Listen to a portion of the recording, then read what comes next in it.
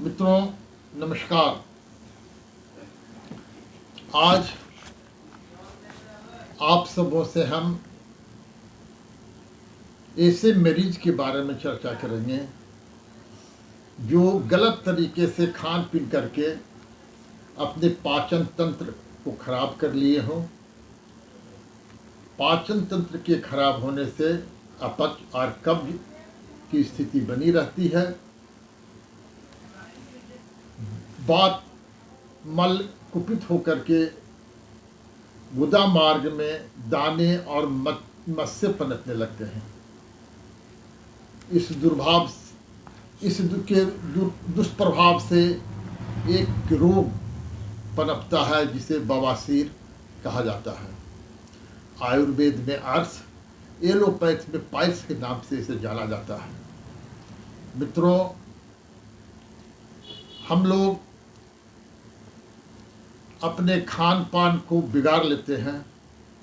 परिणाम स्वरूप पाचन तंत्र की गड़बड़ियां पैदा हो जाती हैं, कब्ज की स्थिति आ जाती है और इस स्थिति में जो रोग पनपता है उसे पाइल्स कहते हैं।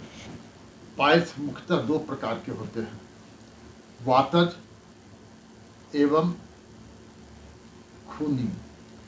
वातज में मांसांकुर होता है, मांसांकुर फूल जाता है किंतु उससे ब्लीडिंग नहीं होती। लेकिन एक मांसांकुर ऐसा होता है जिससे ब्लीडिंग भी होती है, आदमी परेशान हो जाता है। कभी कभी ये स्थिति बनती है कि व्यक्ति को ब्लड भी चढ़ाने की स्थिति में आ जाता है, हीमोग्लोबिन डाउन हो जाता है, व्यक्ति चलने फिरने की स्थिति में नहीं रहता है, अपना कोई भी कार्य सुचारू रूप से नहीं कर पाता है। मित्रों, ऐसी स्थिति में उसे अस्पताल का शरण लेना पड़ता है, जहां उसे ब्लड चढ़ाया जाता है, तब जाकर स्थिति नियंत्रण में आती है।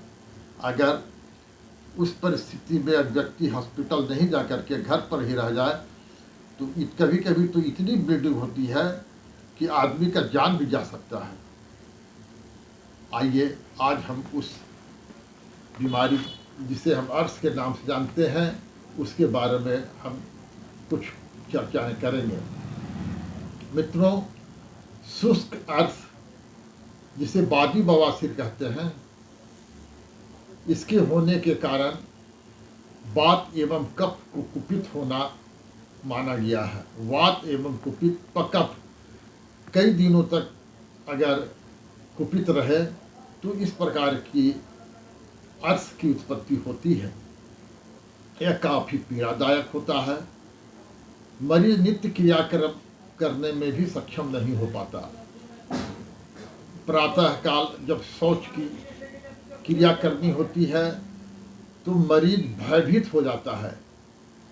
इतनी पीड़ादायक यह बीमारी होती है, यह काफ़ी पीड़ादायक होती है। मरीज कुछ करने की स्थिति में नहीं होता, कोई भी कार्य सुचारू रूप से नहीं कर पाता, मल त्याग के साथ कभी कभी काफ़ी ब्लीडिंग भी हुआ करती है। इसी प्रकार के ये दो बवासीर जिसे हम अर्श एलोपैथ में इसको पाइल्स के नाम से जानते हैं। रक्त अर्श में जिसे खूनी बवासीर कहा जाता है, पूर्ववत ही परेशानी बनी रहती है किंतु इसमें ब्लीडिंग बहुत ज़्यादा होता है।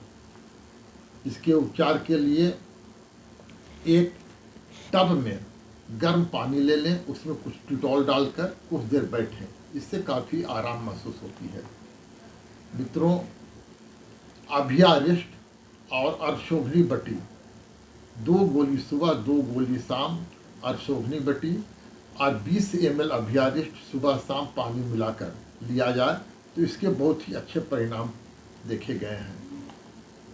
मित्रों, एक बासिर मलहम होता है, अगर मांसांकुर में लगा दिया जाए तो काफ़ी राहत होती है।